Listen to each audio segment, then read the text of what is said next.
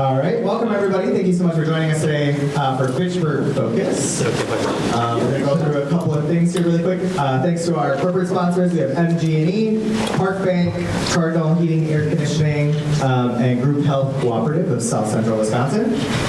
Also, thank you to our partners here at the Wyndham.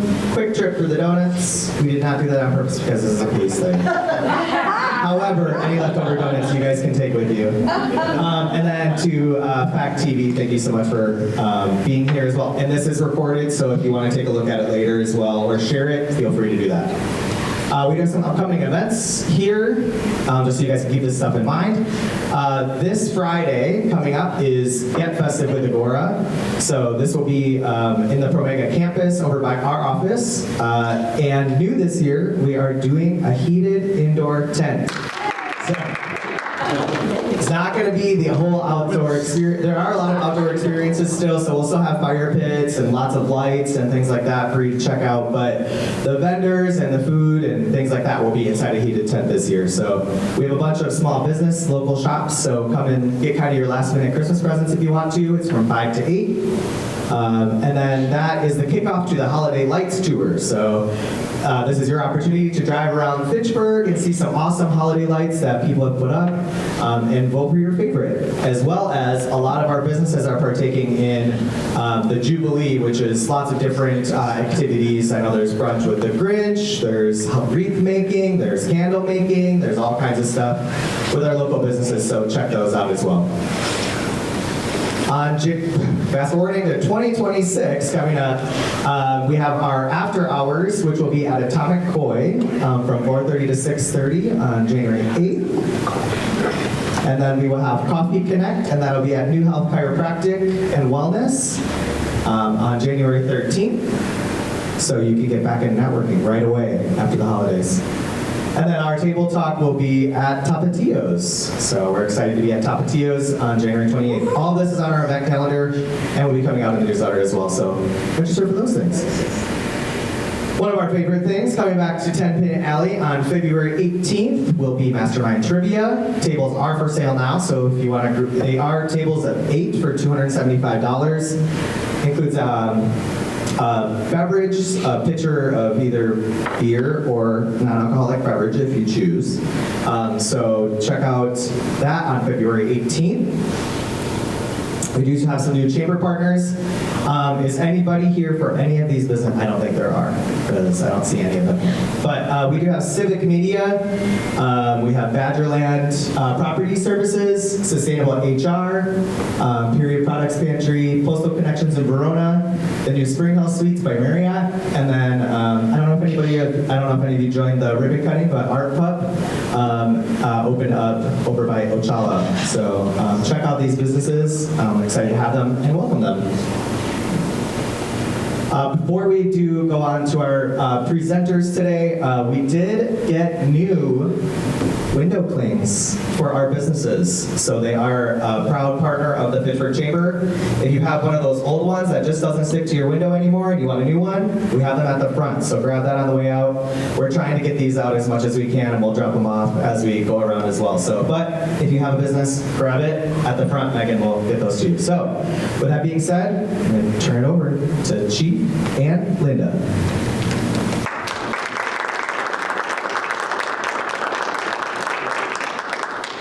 Hello, I am Chief Al Morales, Chief for the City of Fitchburg Police Department. Want to introduce Deputy Chief Matt Leahy.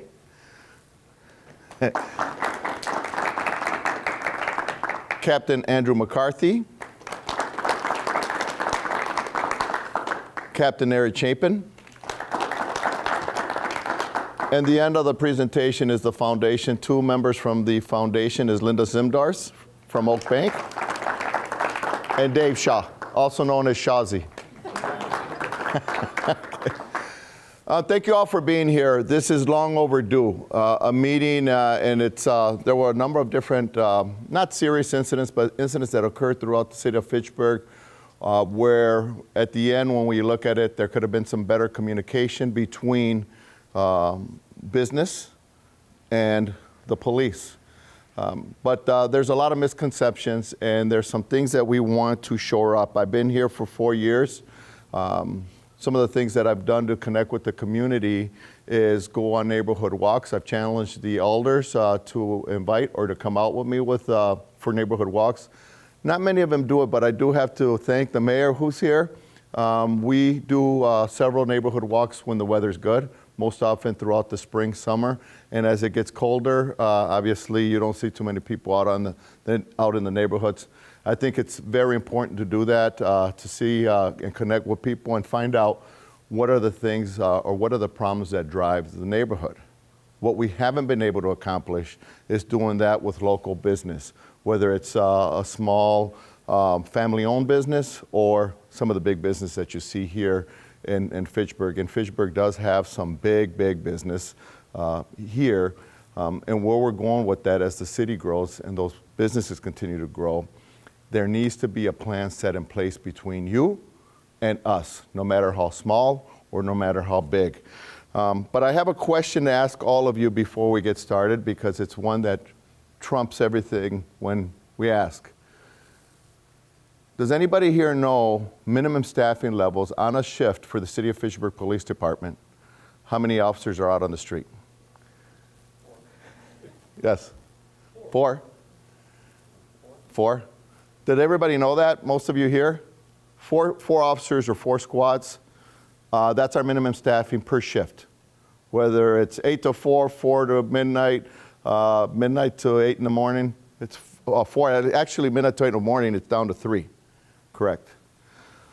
We do have good supervisory staffing levels. We're able to accomplish that my first year, where we finally had enough sergeants where we can mandate 24/7 supervision out on the streets, which is important. And I say out on the streets, but with administrative stuff, sometimes they can't go out on the street. They can only get out there when requested upon by the officers, because on our job, there's just as much work to do in the office as it is outside. The city of Fitchburg is approximately about 35 square miles. We're approximately 36,000 residents and growing. Depending on who you talk to in the next 30 years, we may be somewhere around 70,000. It's a city that's not going to stop. It's a great city. It's a safe city. It's, again, city right next to the Capitol. The only other city that we can say is growing at this pace is Sun Prairie. Dane County, however, as a whole, is growing. For you as business, it's good to know that, right? It's going to be more business for you, but it also creates challenges for law enforcement. It costs a lot of money to have a police officer. With benefits, it's a big deal. And although we need it, although the city tries to fund us, we can't always get it through there. 21st century policing is pushing us to think out of the box. We're using the same ideas, but how do you apply current technology to help ideas that we had in the past? And that's through real-time information centers. This is nothing new. After 9/11, the 9/11 Commission report indicated that law enforcement was not communicating. That's local, state, and federal. There's a lot of information that can come off of a traffic stop, information from talking to a person in the neighborhood. And where does it get documented? How do you communicate that information? What do you know about it? Since then, the federal government pumped in a lot of money to create fusion centers or / real-time information centers. New York City was the driver of that. And it was run at that time, and we're not, for me, it seems like just yesterday, but we're talking about 25 years ago. It was staffed with humans, with analysts. So analysts work in a number of different data systems, from record management systems to Department of Transportation systems to cameras, security cameras that were out there. That was all done manually. So you would have these fusion centers staffed with 15, 20 analysts. Throughout, I think in where I worked in the city of Milwaukee, we had under 25 analysts to run 2 different offices and work in these information centers to pump information out from the frontline officer to the top level or to communicate to any other agency. Milwaukee County was very well informed through these fusion centers. But as a taxpayer and as elected officials, how do you pay for that? How do you pay for all of these people? Well, what happens is we can't, or we lose funding, or taxes go up and we identify where is this money going to go to? And what are the first things that get taken away through the chopping block? Is, I'll tell you what's not going to be taken away is your officers out on the street. If you start taking resources away, you still have to be able to respond to the call for emergency. And that will not be something that's cut. It'll be the other stuff. But how do you maintain information like this? Here's the staffing piece. I don't have many slides. It's more of what I'm saying, but if you want to read while I'm talking. How do you staff this? You do it through technology. Use artificial intelligence that everybody's tapping into nowadays. Use software that communicates with different data systems that can pull that information to you. So how do you do that? How can you bring this information? It's out there. It's the services that we want to have to communicate on top of being able to network with each and every business. Even today, and some of the challenges we've had this year, in any business, you know what's coming sometimes. Whether you're one of the big businesses and we have to let a number of employees go for whatever issues, budgetary or not, you know that through your training, it's best to have somebody on board because things can get pretty rough by firing someone. Or there's the employee workplace violence. How do you communicate this? Once the police gets there, it stresses everybody else out when you're in a good community and people aren't used to seeing the police at that capacity around here. So now when they're coming here, and I can give you incidents where most often they're domestic, and now the employee's at work, and we have to go pick up that employee. And it's an emergency because sometimes both the victim and the suspect work at the same place. They need to be kept separate because violence can start or whatever, and we have to work under some sense of urgency. And now the police come in there and pick up this person. We're trying to do it as covertly as possible, but people see that. And now people see somebody taken away. It stresses out the workplace. It stresses out the executive level. They're like, what the heck was the police doing here in the first place? Or in other situations, strikes or as I indicated earlier with people being let go, we get the phone call a half hour before they're going to tell everybody that they're fired. And now we only have 4 officers because we had another event that we had to attend to. And how do we, if something were to get out of control, how will we manage that incident? So there needs to be better communication between us and you and us. And we have to have better plans. We can do that, and there's another way that we can do it through information sharing and with technology. These are some of the things we do. So when we talk about real-time information centers, there's a couple of things that we need. We need to be able to have software that integrates our data systems. There's one good thing that's going very, very well in Dane County, and that if you are not aware, there's a consortium, MOU, Memo of Understanding, between now 6 cities. Those 6 cities are Monona, Fitchburg, Verona, Middleton, Wanakee, and Sun Prairie. What we do is we pay for the same record management system. That is huge when it comes to information sharing. We all use the same system, so we all have access to each other's records. That's not the only data system we use, however. Dane County, all prisoners that get arrested, subjects that get arrested, they go through Dane County record management system, their jail records. We have access to that, but that's another system we have to connect to. Department of Transportation. There's cameras that we have access to, cameras that we don't have access to that we like to have access to for information. And I'm missing probably another half a dozen different systems, from federal systems that we can connect to municipal and state. ACES, I can keep going on with different systems. When something happens, one person has to go through each and every one of those systems to get information and put it all together for it to make sense. There's software out there. that can put all that together in a matter of seconds and give it to you. More so as I'm responding to an incident, I'm responding to a home for a domestic violence. There's these systems, what they'll do from the information that is coming in through the CAD can get you who are the people that live there, what is the address, what's the history on the address, any numbers, cars, information that's already recorded, it gives it to you now. Or how many times the police have responded there. This is the 5th domestic violence incident that police has been gone there in the last 60 days or the last 30 days. That's great information as you're going into something. It might be the first time for that police officer, but the information that they're heading to and they're provided, the information they're being provided real time helps them make more of an informed decision and sometimes even a safer decision.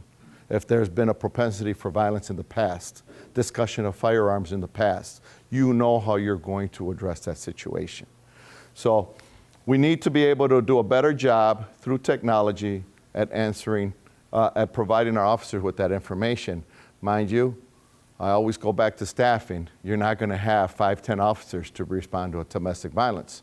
Most often, you're going to get 2, and sometimes if we're busy, 1, let us know if you need help. And you're already outnumbered if it's a domestic, but there's already 2 people involved. And if you're singular, you're already outnumbered. The other piece that we want, and this is important for business, is there's also technology that we can connect with you. You can connect with us by, obviously there's legal things that we have to agree to, but once we get past that, and this is done at many cities, we can monitor cameras through our systems that you allow us to monitor through. For example, if you have a big business and there's these incidents where the parking lot or the cameras near the street, those are huge for us. And I'll give you an example. Almost a year ago in December, there was a robbery, an armed robbery, just like the movies, takeover robbery at a bank. The robbers played the oldest trick in the book on us. They called in a fake robbery on the west end of McKee. Officers, remember, we're short-staffed, respond to that area while they do the robbery, commit the robbery at the Chase Bank. We're over there where nobody's over here on Fitch Hatchery, and they get away. They get away that day. With AI now, a call comes in like that. Having access to cameras, we can actually see what's there before we even respond. It doesn't seem to anything going on. That kind of communication will let other officers know, why am I responding red lights and siren? Maybe I want to go to one of our other major thoroughfares and see what else comes across in the next couple minutes. Most often, I'll let you know right away, a bank robbery occurs in any municipality. The way you're supposed to handle that is have people start catching your thoroughfares or check with the other banks to see if they're going to do another one. Most often, the robbery sprees, they're already planned to hit X amount of banks or whatever they're going to rob within a period of time. And our job is kind of like the whack-a-mole, where are they going to go next? And we do have plans and strategies to handle that as well. But imagine if you had the technology that can help you with eyes out there before you're there, and even to come up with information. The third part is to be able to, well, when we see this, is to put it all together. And by putting that all together, going back to that bank robbery, our big success in that bank robbery, we had to do it, think about it, we had to do it manually. Manually, it took us between 24 and 48 hours to follow all the different cameras that took us from the bank to the apartments, from the apartments back out to the street to identify one vehicle. And once we were able to identify that one vehicle and one plate, all through camera systems and license plate reader systems, then entering that information, we were able to identify that that vehicle was being investigated by a robbery task force in Milwaukee. So now we knew we had a vehicle that was definitely involved in our robbery, was involved in stuff over on the other side of the state. However, without this, it took us 3 weeks before we were able to take these subjects into custody. And when we took them into custody, they were in the process of preparing to do another bank robbery. What does that mean to you? When you're using real guns, and people who use these real guns most often aren't well trained or efficient in using a firearm. My biggest fear in incidents like these is they don't know how to render our firearm safe. They're intentionally pointing a gun at you. Those are times when things can go bad really quick. And the people that work in business, right, that how more of an innocent victim are you going to find? And that innocent victim, what are the possibilities? You know what I'm thinking. So for me, that is at the point where we have to act under an extreme sense of urgency. This is where technology would have helped us in that. We should have had that investigation completed within those first days. The difference between technology or doing it manually, 3 weeks. Thank the Lord that nothing happened. We were able to get the firearms, get the subjects in custody. I think they're all convicted now, a year later, in federal prison. So we did the best we could with what we had. But you're looking at the difference of 3 weeks versus a couple of days. That's what technology brings to all of us, that sense of security, especially when you don't have the bodies to do it. Just another slide for you all to take a look at. Clearance rates, where it helps. The response is real time. You'll hear real time often. It's not new technology. It's not a new idea. It's an idea that's over 25 years old. The technology is taking over and really helping. It builds, for us, it gives us, it builds our business community with law enforcement. It brings us closer. And that's what we're attempting to do. That's one thing I can tell you. For me as a leader for Fitchburg, I think we've failed the last 4 years at making that connection. Coming into 2026, we're hoping to do a better job and see more and learn more, connect with more of the business people. I'm going to rely on Mike Zimmerman to help us with that. We really need to connect. You all are very busy. I thank you all for being here today. But there's one thing that we cannot do is if we don't make the effort, you or us, of connecting, we're not going to. And as we spoke earlier, each and every one of us can come up with a scenario at our particular business and say, this happened. How could we have done it better? Linda? Okay. Thank you all for listening.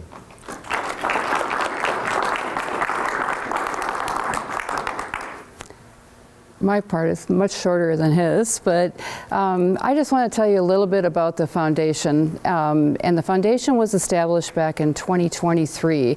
And this is really a foundation that was established to really bring together community, business, and the public and private sector to help raise funds to assist law enforcement with items that may be out of the budget that we would like to help raise money for that just don't fit in the budget or get cut out or just don't have excess funds. And just to give you a little bit of example, what we've done so far is my friend Drago is right here. We had these made. Drago, for those of you that don't know, does everybody know who Drago is? Drago is the retired canine who did a fabulous job in Fitchburg for many, many years. And I'm sure if you don't know who Drago was, there's lots of stories about Drago. The new canine in Fitchburg, which is what the foundation was instrumental in bringing to Fitchburg, is Chico. And for all those, how old do you have to be to know what that saying is? Did you figure out how that was? 50? Okay. So for those of us that are over 50, we call him Chico and the Man. So we found out that joke that people that were under 50 didn't know what we were talking about. But there's a new officer, new canine officer, and he has a new canine dog. And so we're helping to support, the foundation is helping to support him. One of the things we raised money for recently was a Kevlar vest for Chico so that when he's out working, he's protected. That wasn't in the budget, and so we raised money specifically for that vest so he could be protected when he's out in the field. So we raise money for the dogs. We also are going to be instrumental in the next year, 2 years, 3 years, 4 years, however long it takes, to raise money for this Arctic program in the new building. You didn't talk much about the new building. You should probably talk a little bit about that and about the staffing models and how you went down and recently from your staffing. And I think it's truly important that the business community really engages with law enforcement. I've had the pleasure of working with these guys and many other sworn and non-sworn staff of the Fitchburg Law Enforcement group, and I can't tell you how dedicated this group is and how much they are willing to help us do whatever we need to do to make this city safe. And that's one of our selling points here. I mean, we're all so thrilled to be able to work and live in Fitchburg. This is a very safe community, and we have all these gentlemen and everybody behind the badge to thank for that. So if you're interested as a business person to learn more about the foundation and more about funding opportunities to help us grow as the foundation, we'd love to talk to you. Myself, Stephanie East is over here from the Oak Bank also. She assists the foundation. She's on the foundation also. Dave, or Shazi as he's well known in these, which I just found out, that's his nickname.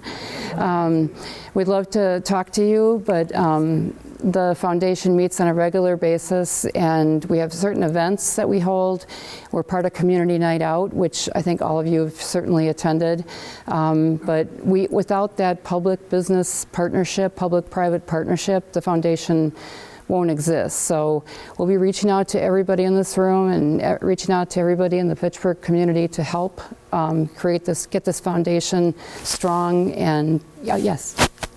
What is on the wish list right now? Well, the wish list, all of our requests for support go through Chief Morales, of course, but right now we're raising money for the support of another dog in Fitchburg. We'd like to have another canine dog, and the Arctic program. So we're raising money through larger employers to help fund the Arctic program. And then you might want to talk about other funding priorities you might have, or Matt? Deputy Chief Leahy will discuss the new facility, which is it's going up. It should be up and running. The new police facility should be up and running April of 2027. In that facility, we have, as a result of our reorganization, we lost our dispatch services to the county. However, that area would be an area that would fit with this real-time information center. The picture of the real-time information center is to get that up and running. I indicated the MPSIS group, the 6 cities that are involved. If that gets up and running, we expect the other 5 cities to jump on board to use this. You don't need a lot of office space. You need a space where you can disseminate some information that you can't get readily available on your phones or the squad computers, and with technology we're going to get there. But it's information sharing, as I indicated earlier. The other 5 cities will jump in on that, eventually being funded through the total of 6 cities. Deputy Chief Leahy was going to discuss more the building, the new facility. Sure. If you all want to know where we're at with that. Sure. Thank you. If you've driven past Lacey Road and Research Park, or Fish Hatchery Road and Research Park, you see the giant mound of dirt. That's the home of the new police facility, police services facility. And like the chief had mentioned, due to our reorganization, we removed our dispatch center. So we have gone from 55 sworn officers down to 54 sworn officers.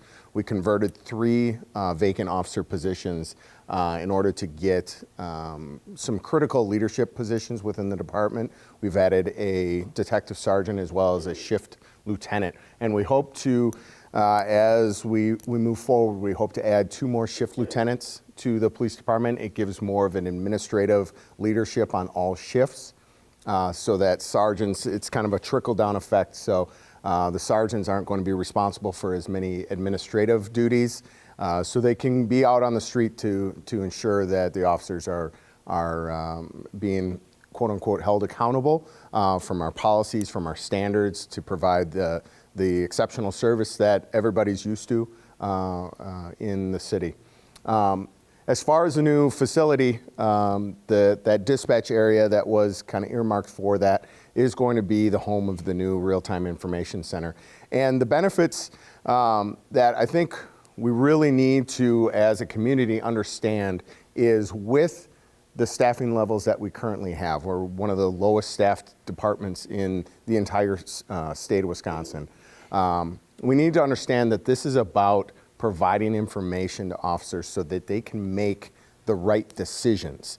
All of the tragic events that have happened in law enforcement as a result, throughout history, can get tied back to the fact that maybe there wasn't the information there at the time of the call. And if we can improve that and enhance that through the use of technology, whether it's cameras, whether it's AI-driven data platforms that can give us the information, our officers can make better decisions. And at the end of the day, that's what we need to do, is we need to empower officers to make the right decisions so that something terrible doesn't happen or something unfortunate doesn't happen. Or we can, bring individuals to justice in a shorter period of time, and we can return that dignity to the victims, because at the end of the day, that's why we're here, is to protect those victims in our community. So, thank you.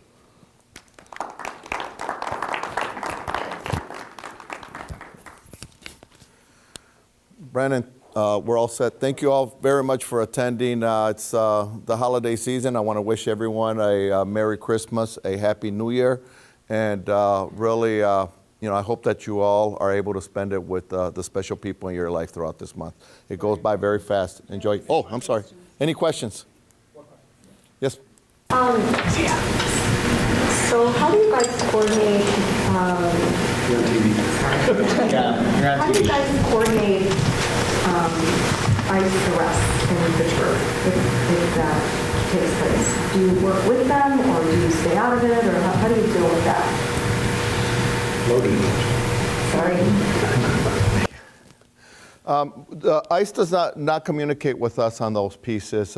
We don't assist or work with ICE on those. We're not involved in any active operations that they have going on. The mayor and I communicate about this regularly. I think the steps that ICE has taken is we're going to keep the local police out of it so that they don't get in hot water with their elected officials.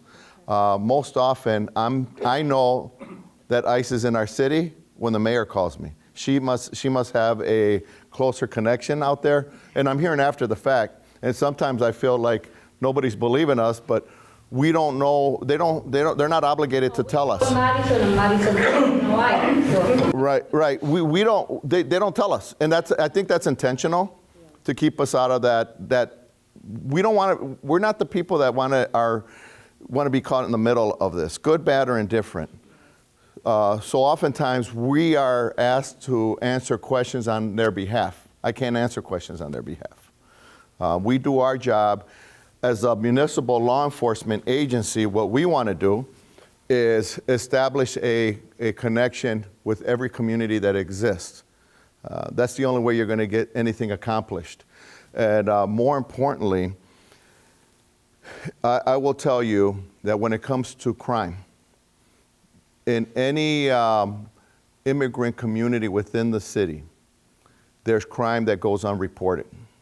And if you were aware of some of that crime that went unreported, if you have any kind of heart, it would hurt you, regardless of what your politics are. And we need to know that, because there's bad people in all races and all colors and all genders. They get away with it. And for me, since the day one that I came on this job, it was about getting the bad guy. Our crime is down in Fitchburg via the egg assaults. And there's two things we really focused on. I know the mayor doesn't like this number, but we were tops per capita in crime. The safest city, I call it a very safe city of Fitchburg. We were top because of our egg assaults. Now, that's not a lot of them that happen, but for the size of the city, the amount of crime that happens here puts you at a level, or saying through the FBI statistics, that we're up there. So I focused on two things. Our department really did a great job: gun violence and domestic violence. And if you pay any attention, it's online. Look at our crime stats, and we're down 40+% on aggravated assaults and domestic violence, and that's because we focus on those two things. However, it doesn't. If I were to take that amongst the immigrant community, it'd be a different number, because we don't know what we don't know. We've had some incidents that were very serious. I wish I could share with you. And if you know, more of that goes on. Sexual assaults are some things that we have found out, and it's unfortunate. But you're talking about an adult male have sexual assault in a known person, a daughter, son, under 14. Drew? Several of them that we have investigated. And on those, we're not really getting to the bottom of it. So we need that connection. And that's what I often say. What happens in these situations with the question that you brought up, it puts us in the middle of it. And now when we want to find out who or more information on those actors, there's less cooperation. So are we going to cooperate with the local police to get at this bad guy? Or are we going to use the ICE piece to not, and who's actually benefiting from it? We need to have that communication. I'm not a word, the question doesn't push me back. I got to let you all know what goes bad when we don't communicate. Yes. How do you battle the anti-police mentality? I pray. It's tough. If you want a sincere answer from me, I've been doing this for 32 years, and I love to follow history. And maybe 15, 20 years from now, I think law enforcement will fall in that same category as our veterans from the Vietnam War. We have been the middle of politics, I've done this for enough years where I've had a relationship with several elected officials and the community, but it seems like when you have this information that follows so many different media streams, we become the bad person in a lot of this. And it's one where I've had one person say we need to market ourselves as much as possible. 5% of the time can really take away 95% of the good that you do. But it's difficult too. Well, you don't have, we've tried to market some of our stuff through the media. It's something that people just don't want to hear. So is it better for us to just lay back, have more informal meetings like this? Or do we get out there in the media, social media, and push it out there when we're really not seeing a lot of feedback in the positive on those? So I don't have the answer for you, but I think that's got to change. And that's one thing we're hoping with the foundation, is that the foundation bridges some of that gap between the business community and the community in general. We're doing a lot of events that help bridge that gap too. My mentality is they would be the first person to call the police, the anti-police mentality. And it was always like, okay, and then how do you change that? I mean, that's hard on you. you know? Yes. So that's where I'm coming from. You know, the hardest thing is everybody here has a story of when they were in high school and had a friend. And I choose high school because that's my story. You had friends from high school. You play sports if you play sports, you had all this time with people. They know who you are. You know who they are. And now this story comes up, or this big push on law enforcement goes out there, and you get this hatred towards police. It's not you, but I lost friends because I wore this badge. Mm-hmm. Friends were, we all grow up, we all, lead businesses or do something big in our careers. We move out of state, and I get the phone call from friends that I went to high school. Hey, can you check up on my mother? She had knee surgery. She's at home. And me, as a law enforcement person, yeah, I'll go check up on your mom. We grew up. I'm going to go check up on your mom. But now this happens, and you get blocked on the phone, and they don't talk to you anymore. They block you, and what happened? Before you were calling me to check up on your mom, and now because I'm a police officer, you're not my friend anymore. That hurts, and every one of us have a story like that. We're human beings just like everybody else. And I keep saying it even through, I worked at some time in internal affairs.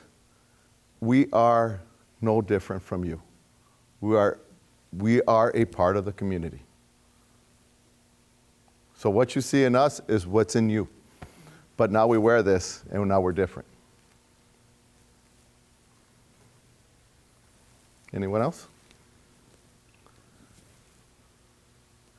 Again, thank you all very much. Any comments? Did I miss anything?